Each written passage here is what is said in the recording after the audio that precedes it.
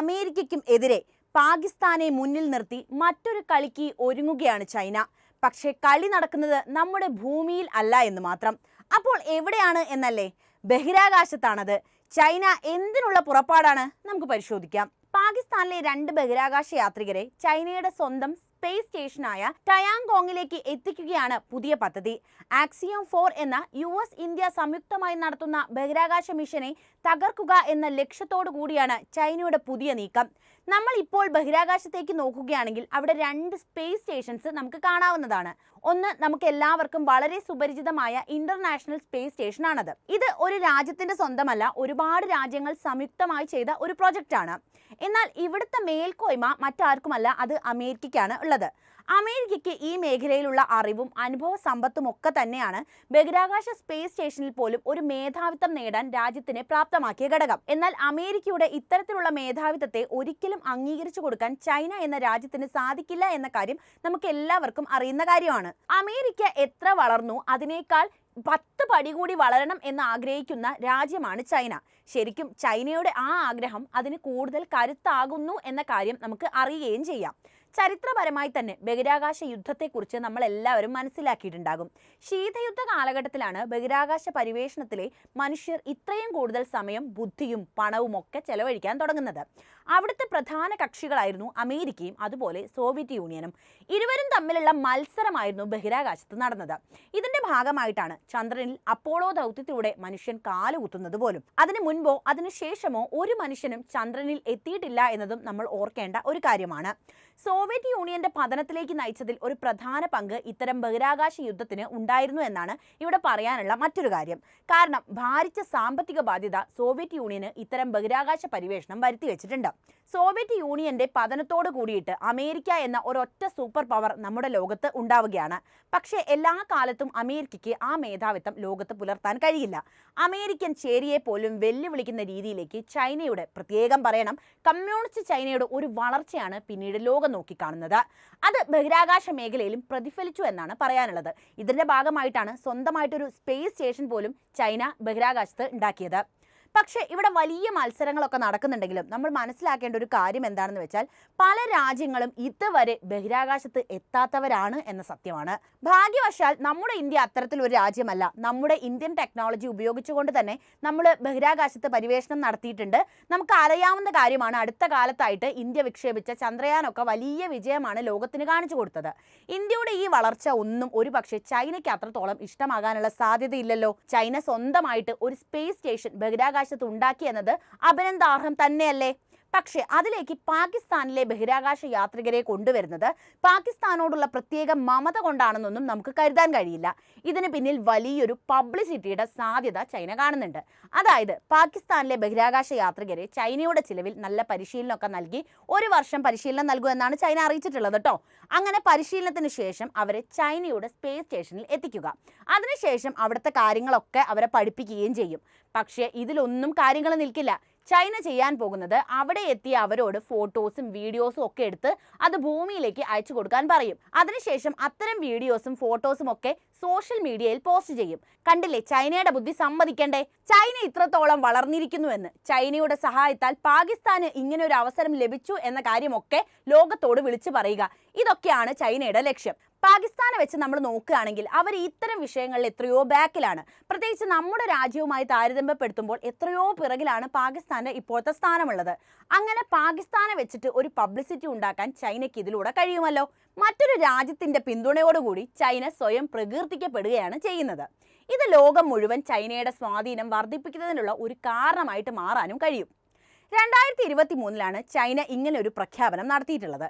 ചൈനയുടെ സ്പേസ് സ്റ്റേഷനിൽ എത്താൻ ആഗ്രഹിക്കുന്ന ഏത് രാജ്യക്കാർക്കും അതിനുള്ള അവസരം ചൈന ഒരുക്കുന്നതായിരിക്കുമെന്നും അതിന് അവർക്ക് വേണ്ട പരിശീലനം ചൈന നൽകുമെന്നുമായിരുന്നു ആ പ്രഖ്യാപനം. ഞാൻ നേരത്തെ പറഞ്ഞതുപോലെ സ്പേസിലേക്ക് എത്താത്ത എത്രയോ രാജ്യങ്ങൾ ഇപ്പോഴും ഇവിടെയുണ്ട്. എന്നാൽ ചൈന ഇത്രയും വലിയൊരു പ്രഖ്യാപനം നടത്തിയിട്ട് പോലും ഒരു രാജ്യവും അതിന് മറുപടി നൽകിയിട്ടില്ല എന്നത് ഇവിടെ എടുത്തു പറയണം.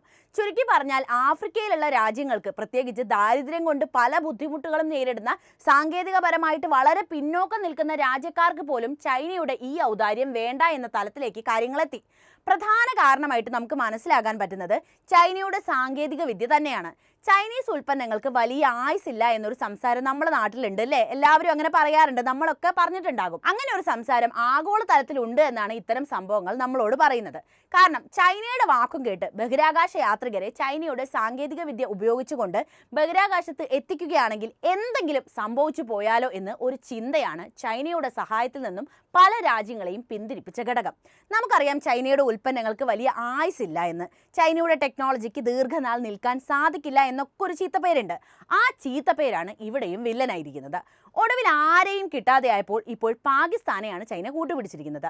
ഇതിനു പിന്നിൽ മറ്റൊരു കാര്യം കൂടിയുണ്ട്. ഇന്ത്യ അമേരിക്ക വിരുദ്ധത തന്നെയാണ് അത്. ഇന്ത്യ പങ്കാളിയാകുന്ന നാസയുടെ ദൗത്യമാണ് ആക്സിയം മിഷൻ 4 അല്ലെങ്കിൽ ആക്സ് 4. അന്താരാഷ്ട്ര ബഹിരാകാശ നിലയത്തിലേക്കുള്ള സ്വകാര്യ ബഹിരാകാശ യാത്രയാണ് ഈ ദൗത്യം. 2025 വസന്തകാലത്ത് ഫ്ലോറിഡയിലെ നാസയുടെ കെന്നഡി ബഹിരാകാശ കേന്ദ്രത്തിൽ നിന്നാണ് ഇത് വിക്ഷേപിക്കുന്നത്. 14 ദിവസം വരെ നീണ്ടു നിൽക്കുന്നതായിരിക്കും പുതിയ ദൗത്യം. ഇതിന്റെ ഭാഗമായി സ്പേസ് സ്റ്റേഷനിലേക്ക് അയക്കുന്ന 4 ബഹിരാകാശ യാത്രികളിൽ ഒരാൾ ഇന്ത്യക്കാരനാണ്. അവരാരൊക്കെയാണെന്ന് ഞാൻ പറയാം. ISROയുടെ ബഹിരാകാശ യാത്രികനായ ശുഭാൻഷു ശുക്ലയാണ് അതിലൊരാൾ. ഞാൻ നേരത്തെ പറഞ്ഞ ഇന്ത്യക്കാരൻ ഇദ്ദേഹമാണ്. ഹംഗറിയിലെ ടിബോർ കപ്പു ആണ് അതിൽ മറ്റൊരാൾ. അമേരിക്കയിലെ പെഗ്ഗി വിറ്റ്സൺ ആണ് അടുത്ത വ്യക്തി.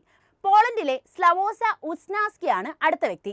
ഈ ദൗത്യം ഇന്ത്യയും അമേരിക്കയും തമ്മിലുള്ള ദൃഢമായ ബന്ധത്തിന്റെ സൂചന കൂടിയാണ് നൽകുന്നത്. ഈ ദൗത്യത്തിന് മുൻപായിട്ടാണ് ഇത്തരത്തിലൊരു പദ്ധതിയുമായി ചൈന വരുന്നത് എന്നോർക്കണം. അതായത് ഇത്ര നാളായിട്ടും, അതായത് 2025 ആയിട്ടും ബഹിരാകാശത്ത് എത്താനാകാത്ത പാകിസ്ഥാനിലെ ബഹിരാകാശ യാത്രികരെയാണ് ചൈന കൂടെ കൂട്ടിയിട്ടുള്ളത് എന്നോർക്കണം. ചൈനയുടെ ലക്ഷ്യങ്ങളിലൊന്ന് ഇന്ത്യയോട് പകരം വീട്ടുക എന്ന് തന്നെയാണ്. ചാന്ദ്രയാൻ ദൗത്യത്തിന്റെ വിജയവും അതിനുശേഷം ഇന്ത്യക്ക് ബഹിരാകാശ മേഖലയിൽ കിട്ടുന്ന സ്വീകാര്യതയും ഒക്കെ തന്നെ ചൈനക്കാരെ വിഷമിപ്പിച്ചിട്ടുണ്ടാകും. അതാകണം നമ്മുടെ അയൽരാജ്യമായ പാകിസ്ഥാനെ തന്നെ കൂടെ കൂട്ടാൻ ചൈന മുതിരുന്നത്. ഇതിനു മുൻപും ചൈനയുടെ ബഹിരാകാശ ദൗത്യവുമായി ബന്ധപ്പെട്ട് പാകിസ്ഥാൻ സഹകരിച്ചിട്ടുണ്ട്. ചൈനയുടെ 6ാം ചാന്ദ്ര ദൗത്യമായ ചാങ്-E-6 വിക്ഷേപണത്തിലും പാകിസ്ഥാന്റെ കരങ്ങൾ ഉണ്ടായിരുന്നു. ഐക്യൂബ് ഖമർ എന്ന പാകിസ്ഥാന്റെ ആദ്യ ചാന്ദ്ര ഉപഗ്രഹവും ചാങ്-E-6 വിക്ഷേപിക്കുകയായിരുന്നു. ചൈനയുടെ ഷാങ്ഹായ് സർവകലാശാലയും പാകിസ്ഥാൻ ബഹിരാകാശ ഏജൻസിയായ സുപാർക്കോവും സഹകരിച്ചാണ് ഐക്യൂബ് ഉപഗ്രഹം വികസിപ്പിച്ചത്.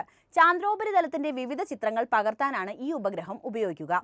എന്നാൽ ഇന്ത്യയെ വെല്ലുവിളിക്കുന്ന ചൈനയുടെ ഇത്തരം നടപടികൾക്ക് യാതൊരു പ്രസക്തിയും ഇന്ത്യ നൽകാറില്ല എന്നത് നമ്മളിവിടെ എടുത്തു പറയേണ്ട ഒരു കാര്യമാണ്. കാരണം പാകിസ്ഥാനുമായി വെച്ച് നോക്കുമ്പോൾ നമ്മുടെ രാജ്യം എത്രയോ മുൻപിലാണ് എന്ന കാര്യം നമ്മൾ ഓരോ ഭാരതീയർക്കും അറിയാവുന്നതാണ്. അമേരിക്കയുമായി സഹകരിച്ച് ആക്സിയോൺ 4 മിഷൻ അവസാനിച്ചു കഴിഞ്ഞാൽ ഉടൻ തന്നെ ഇന്ത്യ ഗഗൻയാൻ ദൗത്യത്തിനുള്ള തയ്യാറെടുപ്പിലാണ്. അതും ഇന്ത്യൻ സാങ്കേതിക വിദ്യ ഉപയോഗിച്ചാണ് ഗഗൻയാനിലൂടെ മനുഷ്യരെ ബഹിരാകാശത്തേക്ക് ഇന്ത്യ എത്തിക്കാനൊരുങ്ങുന്നത്. ഇന്ത്യയുടെ ആദ്യ ബഹിരാകാശ മനുഷ്യ യാത്രാ ദൗത്യമായ ഗഗൻയാന്റെ ആദ്യഘട്ടം ഉടനടി ആരംഭിക്കുമെന്നാണ് ISRO ചെയർമാൻ S സോമനാഥൻ പറഞ്ഞിരുന്നത്. ചൈനയുടെ സഹായത്തോടെ ഇപ്പോഴാണ് പാകിസ്ഥാൻ ബഹിരാകാശത്തേക്ക് എത്തുന്നത് പോലും. എന്നാൽ ഇതിലും എത്രയോ വർഷം മുൻപ് 1984 ആദ്യമായി ഒരു ഇന്ത്യക്കാരൻ ബഹിരാകാശത്ത് എത്തുന്നത്. അദ്ദേഹത്തിന്റെ പേര് ഒരു ഭാരതീയനും അത്ര പെട്ടെന്നൊന്നും മറക്കില്ല. അതെ, അത് രാകേഷ് ശർമ്മ എന്ന ഇന്ത്യക്കാരനായിരുന്നു. 1 വർഷത്തെ മാത്രം പരിശീലനം നൽകി പാകിസ്ഥാൻ ബഹിരാകാശ യാത്രികരെ സ്പേസിൽ എത്തിക്കുക വഴി വലിയ മണ്ടത്തരമാണ് ചൈന ചെയ്തു കൂട്ടുന്നത് എന്നുകൂടി പറയാനുണ്ട്. കാരണം ചുരുങ്ങിയ കാലഘട്ടത്തിലൂടെ ചൈനയുടെ സ്പേസ് സ്റ്റേഷനിൽ കഴിയാവുന്ന തലത്തിലേക്ക് അവരെത്തണം എന്ന് യാതൊരു നിർബന്ധവുമില്ല. പിന്നെ ഗഗൻയാനും ആക്സോ 4 മിഷനും ഒക്കെ വരുന്നതോടെ ചൈനയുടെ ഇത്തരം കാര്യങ്ങളെ ഒന്നും ശ്രദ്ധിക്കാൻ മാധ്യമങ്ങൾ പോലും തയ്യാറായെന്ന് വരില്ല. അവരുടെ വാർത്താ പ്രാധാന്യം മറ്റു പലതിലേക്കും ചെന്നെത്തും. പ്രത്യേകിച്ച് ഇവിടെ നിൽക്കുന്നത് ആരാണ്? അമേരിക്കയും ഇന്ത്യയും ഒക്കെയാണ്. അപ്പോൾ അമേരിക്കയുടെയും ഇന്ത്യയുടെയും മറ്റു വിഷയങ്ങളിലേക്കാണ് അവർ കൂടുതൽ ഫോക്കസ് ചെയ്യുക. അതുകൊണ്ട് തന്നെ ചൈനയുടെ ഇത്തരം ശ്രമങ്ങളൊക്കെ വെറുതെ കാട്ടിക്കൂട്ടലുകളാണെന്ന് പറയേണ്ടി വരും. അപ്പോൾ ഈ വിഷയത്തിൽ നിങ്ങളുടെ അഭിപ്രായം എന്താണ്? ചൈന ഇതിലൂടെ എന്തൊക്കെയാണ് ലക്ഷ്യമിടുന്നത്? നിങ്ങളുടെ അഭിപ്രായം ഇപ്പോൾ തന്നെ കമൻറ്റായി രേഖപ്പെടുത്തുക. ഒപ്പം ഈ അറിവുകൾ എല്ലാവരിലേക്കും എത്താൻ വീഡിയോ ഒന്ന് ലൈക്ക് ചെയ്യാനും ഷെയർ ചെയ്യാനും പ്രത്യേകം ശ്രദ്ധിക്കുമല്ലോ.